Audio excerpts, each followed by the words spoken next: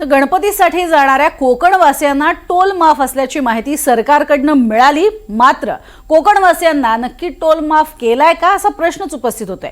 याचं कारण असं आहे की कोकणात जाणाऱ्या प्रवाशांच्या फास्टॅग मधून टोल नाक्यावरती पैसे कट झाल्याचं निदर्शनास आलेलं आहे आणि टोल नाक्याच्या काचेवरची टोल फ्रीची पावती लावलेली असूनही काही जणांचे पैसे कट झालेले आहेत, त्यामुळे प्रवाशांमध्ये प्रचंड संताप व्यक्त होतोय।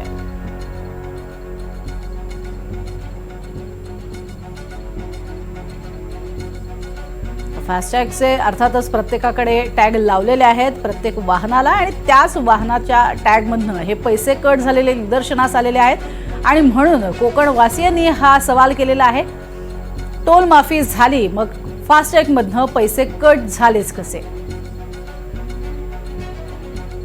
त्यामुळे अनेक कोकणवासियांनी संताप व्यक्त केलेला आहे। अशा पद्धतीनं ही फसवणूक होतीये सर्वसामान्य कोकणवासियांची, अशा स्वरूपाचा रोष त्यांनी व्यक्त केलेला आहे।